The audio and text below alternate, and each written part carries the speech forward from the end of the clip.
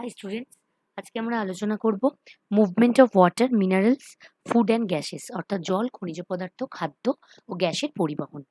তাহলে উদ্ভিদ কি করছে? পাতায় যে খাদ্যটা তৈরি করছে সেটা উদ্ভিদের সারা দেহে ছড়িয়ে পড়া, অথবা উদ্ভিদের মূলরোম দিয়ে শোষিত জলটা উদ্ভিদের সারা দেহে ছড়িয়ে পড়ার জন্য কয়েকটা পদ্ধতি উদ্ভিদ গ্রহণ করছে।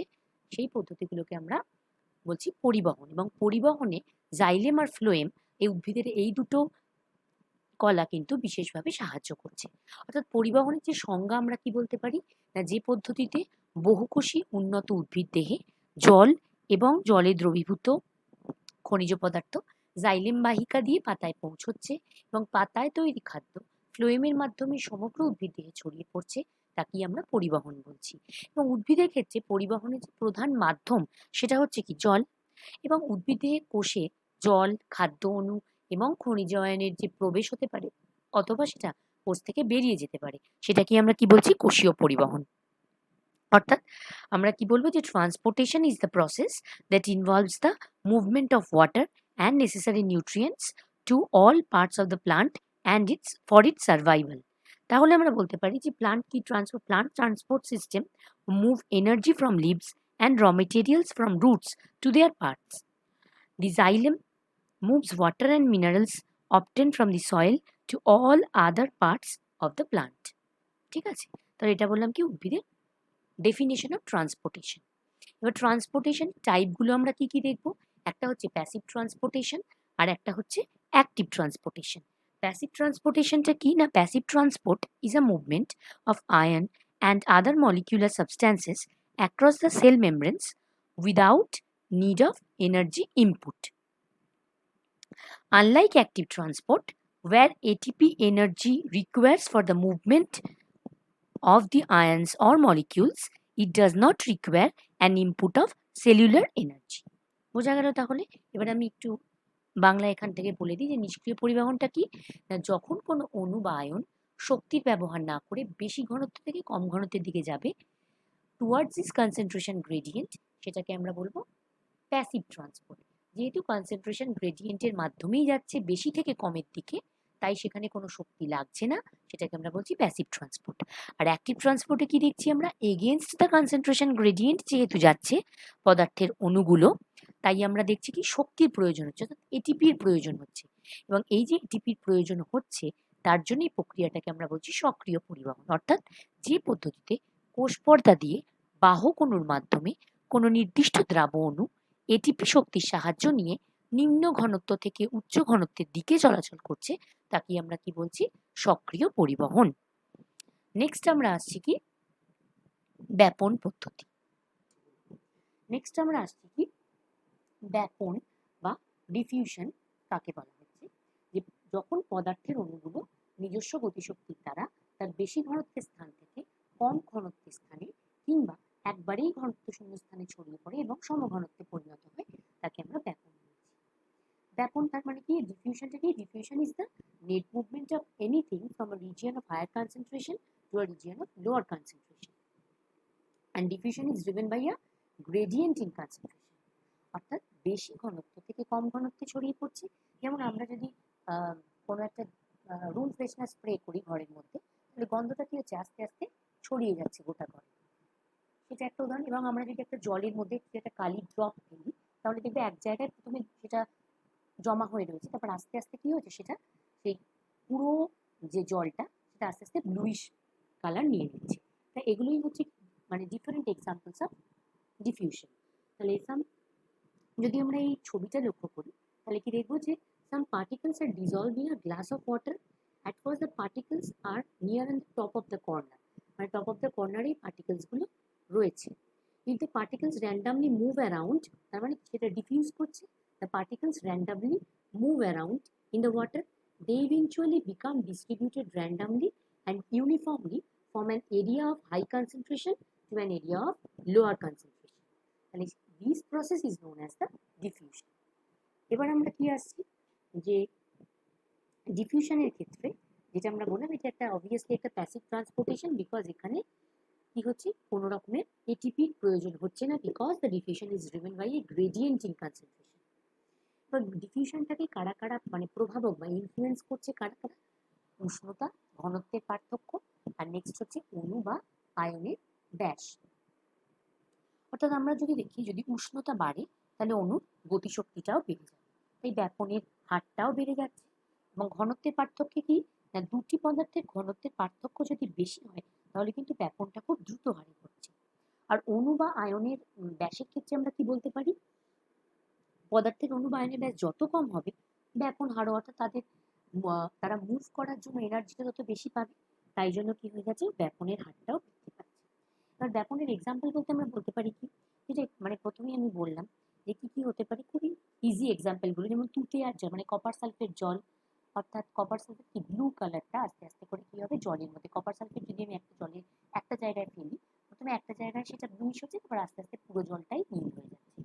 তারপর পটাশিয়াম পারম্যাঙ্গানেট এবং জল সেটা, এবং তরল কঠিন আর তরলের মধ্যে হলো, তারপর তরলের মধ্যে কি কালি আর জল, ইওসিন জল, আর তরল এবং গ্যাস সেটা হচ্ছে স্পিরিট বায়ু এবং সুগন্ধি আর এগুলো হলো এক্সাম্পলস অফ ডিফিউশন।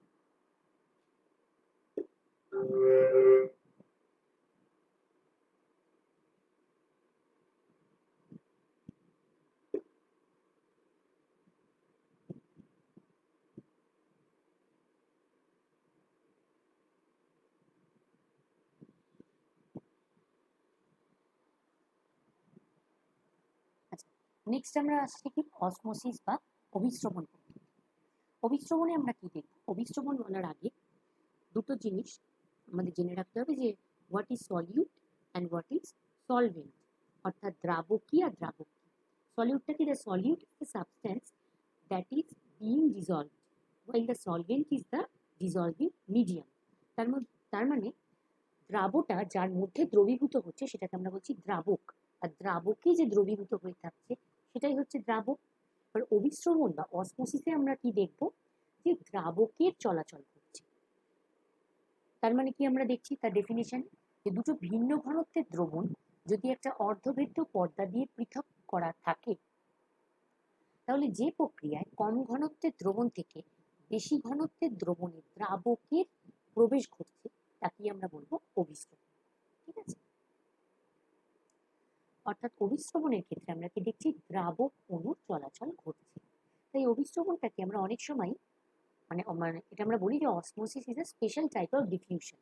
কারণ ডিফিউশনে আমরা কি দেখি, ব্যাপনে যে পদার্থের অণুগুলো বেশি ঘনত্ব থেকে কম ঘনত্বে ছড়িয়ে পড়ছে, আর এখানে কি হচ্ছে দ্রাবকটা বেশি ঘনত্ব থেকে, দ্রাবকের অণুগুলো বেশি ঘনত্ব থেকে কম ঘনত্বে ছড়িয়ে পড়ছে। তাই আমরা বলতে পারি কি, এই অভিস্রবণ হচ্ছে একটা বিশেষ ধরনের ব্যাপন প্রক্রিয়া। এবার অভিস্রবণের বৈশিষ্ট্য হিসেবে আমরা বলতে পারি কি, যে অভিস্রবণ তরল মাধ্যমে ঘটছে, অভিস্রবণে অবশ্যই একটা অর্ধভেদ্য পর্দার প্রয়োজন আছে, অর্ধভেদ্য পর্দা দিয়ে লঘু দ্রবণ থেকে দ্রাবকটা কি করছে না গাঢ় দ্রবণের দিকে পরিবাহিত হচ্ছে। দুটি দ্রবণের ঘনত্বের পার্থক্য বেশি হলে কি দেখবো আমরা, যে অভিস্রবণ পদ্ধতিটা তো দ্রুত হবে, এবং উভয় দ্রবণের ঘনত্ব যতক্ষণ না সমান হচ্ছে ততক্ষণই আমরা দেখবো কিন্তু প্রক্রিয়াটা চলবে। অভিস্রবণ কি একটা নিষ্ক্রিয় পরিবহন পদ্ধতি, এবং এই পদ্ধতিতে কোষের মধ্যে জল প্রবেশ করতে পারে এবং ঠিক একইভাবে কোষ থেকে জল বাইরে বেরিয়েও যেতে পারে। ঠিক আছে, তাহলে এখানে আমরা কি দেখছি, যে যেটা বললাম কোষের মধ্যে জল প্রবেশ করতে পারে বা কোষ থেকে জল বাইরে বেরিয়ে যেতে পারে, এর উপরে নির্ভর করে আমরা অভিস্রবণ প্রক্রিয়াটাকে দুটো ভাগে ভাগ করি, অন্ত অভিস্রবণ আর বহিঃ অভিস্রবণ।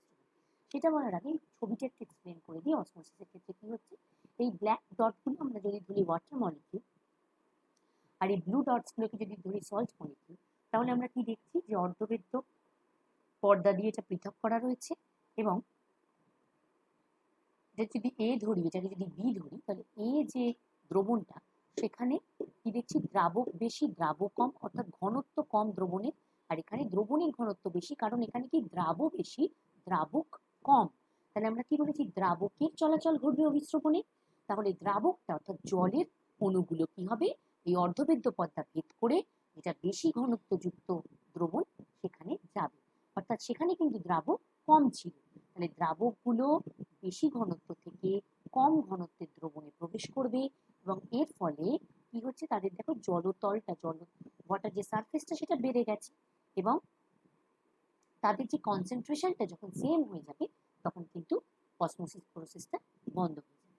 ঠিক আছে, অর্থাৎ দ্রাবক অণুগুলো যাচ্ছে দ্রাবকের বেশি ঘনত্ব থেকে দ্রাবকের কম ঘনত্বের দিকে, এবং দ্রবণটা হচ্ছে কি, দ্রবণের মধ্যে দ্রাবণটা এখানে ছিল, দ্রাবটা অর্থাৎ নাকি সল্ট মলিকিউলটা এখানে ছিল কম, এখানে ছিল বেশি।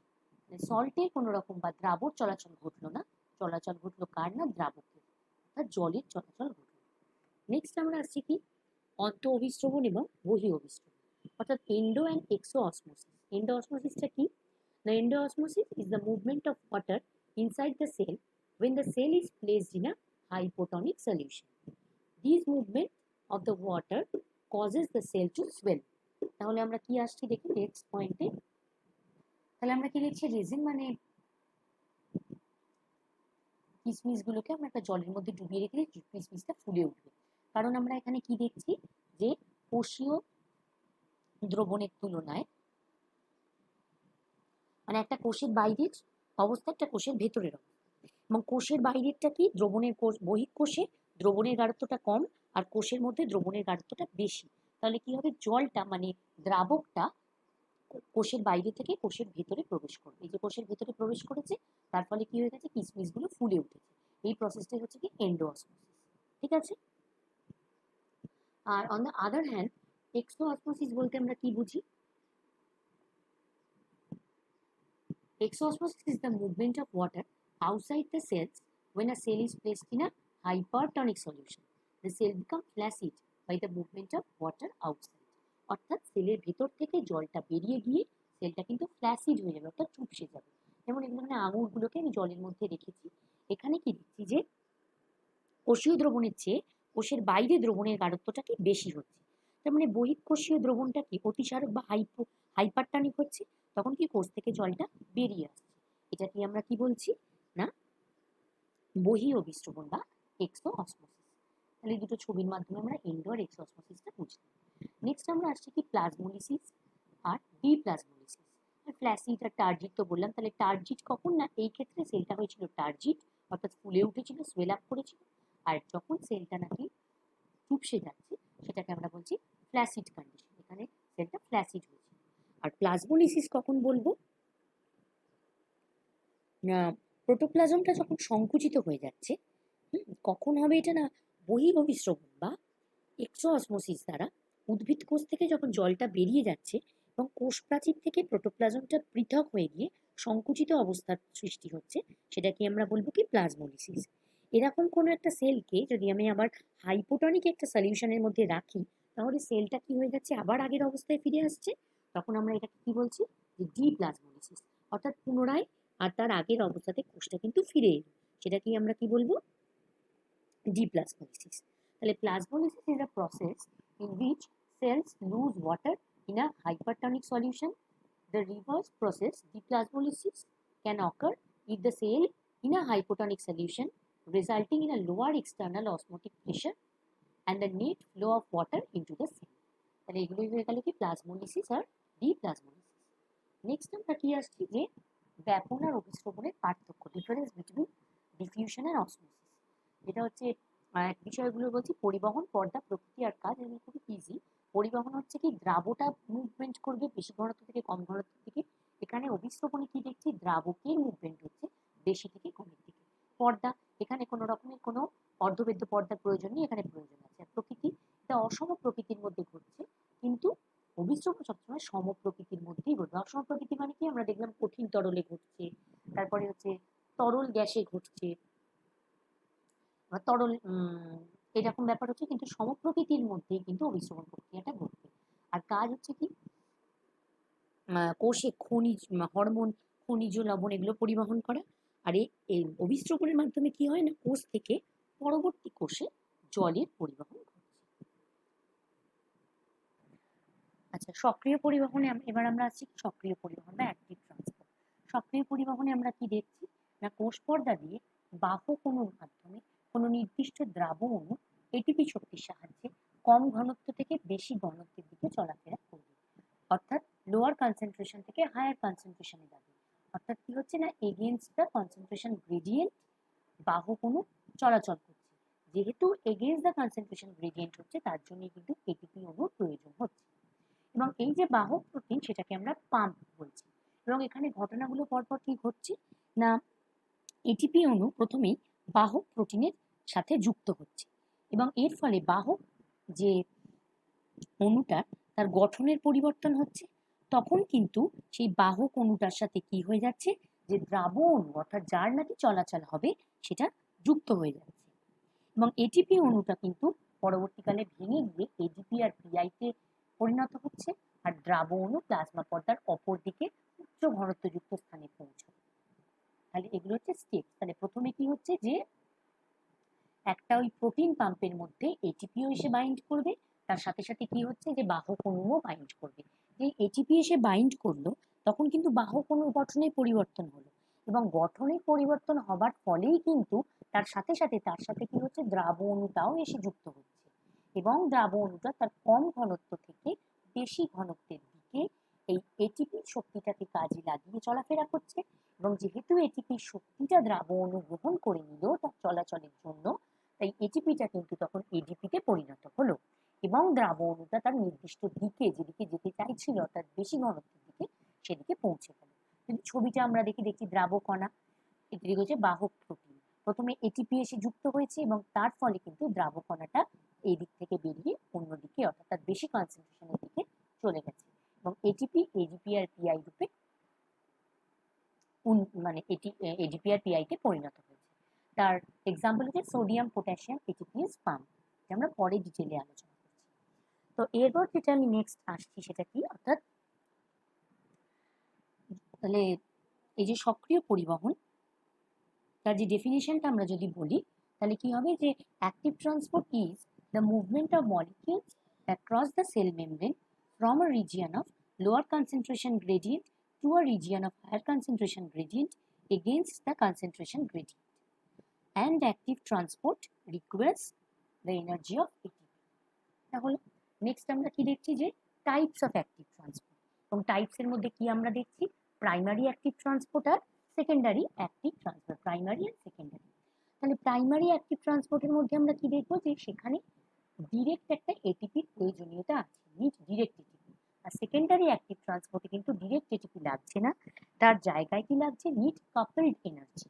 তাহলে ব্যাপারটা কি একটু যদি বুঝিয়ে বলি তাহলে বোঝা যাবে কি না, প্রথমে যেটা আমরা সোডিয়াম পটাশিয়াম এটিপিএস পাম্পে দেখেছি কি, যে প্রোটিন চ্যানেলে দুটো বাইন্ডিং সাইট থাকছে, একটাতে এটিপি বাইন্ড করছে আর একটাতে যে দ্রাবক অণুটা চলাফেরা করবে সেটা বাইন্ড করছে। আগে এটিপি এসে বাইন্ড করছে, তখন কি হয়, চ্যানেলটা খুলে যায়, তখন এসে দ্রাবক অণু বাইন্ড করছে, আর এটিপি হচ্ছে এডিপি আর পিআইতে পরিণত হচ্ছে। এইভাবে আমরা যদি দেখি, যে 3 অণু সোডিয়াম আয়ন যদি বাইরে যায়, তার পরিবর্তে 2 অণু পটাশিয়াম আয়ন ভেতরে আসে, সেটাই হচ্ছে অ্যাক্টিভ প্রাইমারি অ্যাক্টিভ ট্রান্সপোর্টের এক্সাম্পল। তো সেটাকে যদি আমি একটু বুঝিয়ে বলি এই ছবিটাতে আর একটু ভালোভাবে, যে কি দেখছি এখানে, একটা সেলের বাইরের অংশ, একটা সেলের ভিতরের অংশ। সেলের বাইরে দেখছি সোডিয়ামের কনসেন্ট্রেশন বেশি, সেলের ভিতরে কম, আর সেলের বাইরে আমি দেখছি পটাশিয়ামের কনসেন্ট্রেশন বেশি, সেলের বাইরে কম। তো কি দেখবো এখানে, না সোডিয়ামটা যাবে কোথায়, কম থেকে বেশির দিকে যাবে। কিভাবে যাবে, এই যে চ্যানেলটা তার মধ্যে এটিপি এসে বাইন্ড করবে, এবং এটিপি বাইন্ড করার ফলে আমরা কি দেখছি, দ্রাবণ অর্থাৎ সোডিয়ামটাও বাইন্ড করলো, এবং সোডিয়ামটা তখন তার লোয়ার কনসেন্ট্রেশন থেকে হায়ার কনসেন্ট্রেশনের দিকে গিয়ে উন্মুক্ত হলো। এবং এরপরে কি দেখছি, পটাশিয়ামের কনসেন্ট্রেশন সেলের বাইরে কম ছিল, ভেতরে বেশি ছিল। উল্টো দিকে আমরা কি দেখছি, তাহলে 3টে সোডিয়াম আয়ন যখন বাইরে বেরোচ্ছে, উল্টো দিকে 2টো পটাশিয়াম আয়ন ভেতরে ঢুকছে, সেটাও সেম ব্যাপারে।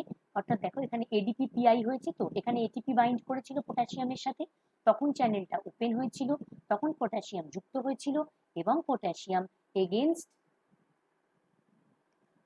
their concentration gradient, potassium ions move from their lower concentration to their higher concentration. তাহলে এটা হয়ে যাচ্ছে ডিরেক্ট এটিপিটাকে ইউজ করে এই ট্রান্সপোর্টেশনটা হচ্ছে বলে এটাকে আমরা বলি primary active transport in cells. Next আমরা আসছি কি সেকেন্ডারি অ্যাক্টিভ ট্রান্সপোর্ট, যেখানে কিন্তু ডিরেক্ট এনার্জি বা ডিরেক্ট এটিপি ইউজ হচ্ছে না, কাপেলড এনার্জি ইউজ হচ্ছে। সেটা আমি যদি একটু আলোচনা করে দিই মুখে, তারপরে আমি ছবির মাধ্যমে বলছি যে সেকেন্ডারি অ্যাক্টিভ ট্রান্সপোর্টে কি হবে, যখন এই অ্যাক্টিভ ট্রান্সপোর্ট চলছে তার সাথে সাথে কিন্তু ডিফিউশন প্রসেস অর্থাৎ ব্যাপন প্রক্রিয়াটাও চলছে। যখন আমরা দেখছি যে সেলের বাইরে সোডিয়ামের কনসেন্ট্রেশন অনেক বেশি হয়ে গেছে, তখন অবভিয়াসলি কি হবে যে ডিফিউশন প্রক্রিয়ায় সেলের ভিতরে সোডিয়ামটা প্রবেশ করবে ব্যাপন পদ্ধতিতে। এবং যখন ডিফিউশন প্রসেস আমরা কি জানি, এটা হচ্ছে একটা প্যাসিভ ট্রান্সপোর্ট, এবং এখানে কোনো রকমের কোনো এনার্জি রিকোয়ারমেন্ট প্রয়োজন হয় না, কোনো এনার্জির রিকোয়ারমেন্ট নেই। তো সেক্ষেত্রে এটিপি লাগছে না, কিন্তু যখন সোডিয়ামটা সেলের বাইরে থেকে ভিতরে মানে ডিফিউশনে প্রবেশ করছে, তখন একটা শক্তি তৈরি হচ্ছে। এই যে একটা মাস অফ এনার্জি তৈরি হচ্ছে, সেটা কি করছে, অন্য একটা আয়নকে তার যে কম ঘনত্ব থেকে বেশি ঘনত্বের দিকে নিয়ে যাচ্ছে। তার মানে এখানে এটিপির শক্তিটা না লাগলেও অন্য আর একটা আয়ন কিন্তু এই যে সোডিয়ামটা ঢুকছিল বা বেরোচ্ছিল তার যে ডিফিউশনের ফলে যে শক্তিটা তৈরি হচ্ছে, সেটাকে কাজে লাগিয়ে কি করছে, যে কম ঘনত্ব থেকে বেশি ঘনত্বের দিকে মানে এগেইনস্ট দ্য কনসেন্ট্রেশন গ্রেডিয়েন্ট কিন্তু যাওয়া আসা করতে পারছে। এটাকে আমরা কি বলছি, সেকেন্ডারি অ্যাক্টিভ ট্রান্সপোর্ট, যেখানে কিন্তু কোনো ডিরেক্ট এটিপি এনার্জি লাগছে না। তাহলে যদি আমি ছবির মাধ্যমে দেখি তাহলে কি দেখবো, যেটা হচ্ছে একটা এক্সট্রা সেলুলার স্পেস, আর এটা হচ্ছে ইন্ট্রাসেলুলার স্পেস। এবার আমরা কি দেখছি, এক্সট্রা সেলুলার স্পেসে সোডিয়ামের কনসেন্ট্রেশন বেশি, ইন্ট্রাসেলুলার স্পেসে কম। অর্থাৎ ডিফিউশনটা যখন হবে, অর্থাৎ ব্যাপন পদ্ধতিতে বেশি ঘনত্ব থেকে কম ঘনত্বের দিকে সোডিয়ামটা আসবে, তার ফলে একটা এনার্জি তৈরি হবে, মাস অফ এনার্জি। সেই এনার্জিটাকে কাজে লাগিয়ে গ্লুকোজটা কি করবে, তার কম ঘনত্ব থেকে সরি উইদিন দ্য সেল গ্লুকোজের ঘনত্বটা কি হচ্ছে, অনেক বেশি হচ্ছে, তাই তো। দেখছি সবসময় গ্লুকোজ সেলের মধ্যে যতই ঘনত্ব বেশি থাক, তাও কিন্তু সেল চাইবে গ্লুকোজটা সেলের মধ্যে এন্টার করুক। তাও দেখছি কি কম ঘনত্ব থেকে গ্লুকোজটা বেশি ঘনত্বের দিকে চলে আসছে, কোন এনার্জিটাকে কাজে লাগিয়ে, না সোডিয়ামের ডিফিউশনের ফলে যে একটা মাস অফ এনার্জি তৈরি হয়েছে তার মাধ্যমে। তাহলে আমরা দেখছি, তাহলে এখানে কি দেখছি যে সোডিয়ামটা তার বেশি ঘনত্ব থেকে কম ঘনত্বের দিকে এলো, এবং অন্যদিকে গ্লুকোজটা কি হচ্ছে, তার কম ঘনত্ব থেকে বেশি ঘনত্ব থেকে কম ঘনত্বের দিকে আসছে। তাহলে প্লাজমা মেমব্রেনের মধ্যে যেটা বাইরের অংশটাকে আমরা বলছি এক্সট্রা সেলুলার ফ্লুইড, আর ভেতরেরটাকে আমরা বলছি ইন্ট্রাসেলুলার।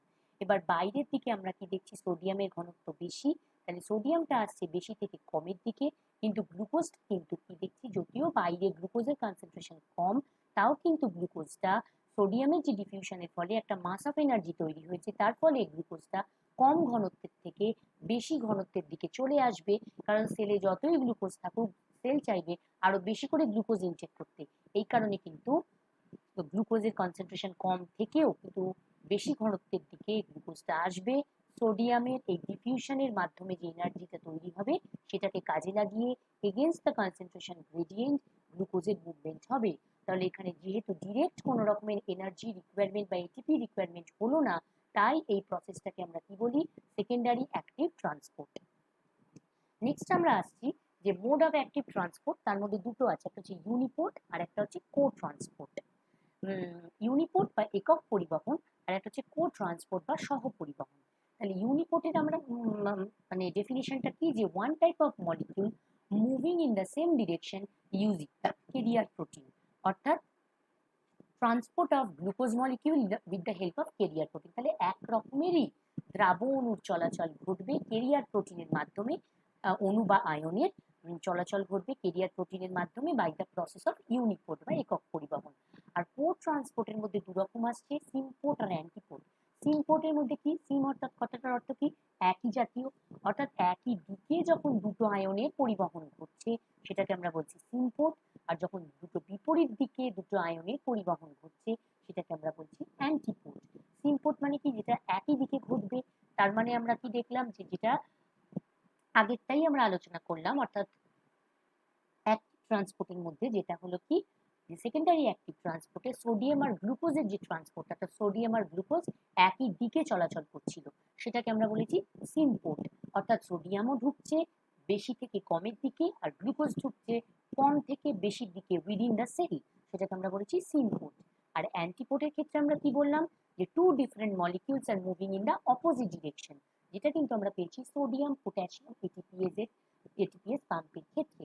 অর্থাৎ আমরা সেখানে কি দেখেছি না, সোডিয়ামটা যদি সেলের বাইরে বেরোয়, 3 অণু সোডিয়াম, 3 মলিকিউলস অফ সোডিয়াম, তাহলে 2 মলিকিউলস অফ পটাশিয়াম কিন্তু সেলের ভিতরে প্রবেশ করবে। অর্থাৎ দুটো যে direction of movement of this two molecules are in opposite side, তাহলে সেই জন্য এটাকে আমরা কি বলছি, অ্যান্টিপোড। ইন অপোজিট ডিরেকশনে কিন্তু সোডিয়াম আর পটাশিয়ামটা মুভ করছে, এই জন্য আমরা দেখতে বললাম অ্যান্টিপোড।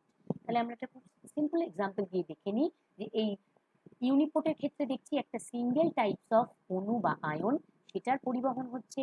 সিনপোর্টের ক্ষেত্রে আমরা দেখছি ডিফারেন্ট টাইপস অফ মলিকিউল কিন্তু একই দিকে আসছে, যেটা আমি এক্সাম্পল দিলাম সোডিয়াম আর গ্লুকোজ। আর অ্যান্টিপোর্টের ক্ষেত্রে দেখলাম কি different types of molecule opposite ডিরেকশনে যাচ্ছে, যেটা আমরা বলতে পারি এটাকে যদি সোডিয়াম, এটাকে যদি পটাশিয়াম ধরি, তাহলে সোডিয়াম হচ্ছে বাইরে বেরোচ্ছে আর পটাশিয়াম হচ্ছে ভেতরে ঢুকছে। তাহলে এটা হয়ে গেল এক্সাম্পল অফ সিনপোর্ট, অ্যান্টিপোর্ট অ্যান্ড ইউনিপোর্ট। এবার এই যে সক্রিয় পরিবহন বা অ্যাক্টিভ ট্রান্সপোর্টটা আমরা পড়লাম, তার তো কিছু সিগনিফিকেন্স থাকে, বা কোথায় কাজে লাগছে সেটা কি, and what is the basic significance of active transport? By the process of active transport, it allows to enter the metal ions through the roots. তাহলে metal ion গুলো কিন্তু within the root ঢুকছে by the process of active transport, as well as the synthesized food transport from one cell to another through the process of active transport. And another one importance is it controls the production of ATP produced from the photosynthesis and respiration. তাহলে আমরা কি দেখলাম, যে photosynthesis বা রেসপিরেশনে যে অ্যাক্টিভিটিটা তৈরি হচ্ছে সেটাকে কন্ট্রোল করছে বাই দ্য রুট, যে মেটালস গুলো ওরা অ্যাবজর্ব করছে সেটাতে হেল্প করছে, এবং তার সাথে সাথে কি করছে, যে খাদ্যের যে সেল টু সেল পরিবহনে কিন্তু অ্যাক্টিভ ট্রান্সপোর্ট হেল্প করছে। তাহলে এটা হয়ে গেল আমাদের অ্যাক্টিভ ট্রান্সপোর্ট। তাহলে আজকে আমরা এই ট্রান্সপোর্টেশন চ্যাপ্টারটা শেষ করলাম। আশা করি তোমরা বুঝতে পেরেছো। যদি কোনো প্রবলেম থাকে তাহলে অবশ্যই আমাকে কমেন্ট বক্সে জানাবে, আর ভালো লেগে থাকলে একটা লাইক দেবে এবং চ্যানেলটা সাবস্ক্রাইব করবে এবং বেল আইকনটা প্রেস করবে, যাতে পরে যে আপলোডেড ভিডিওগুলো নোটিফিকেশন তোমাদের কাছে চলে যায়।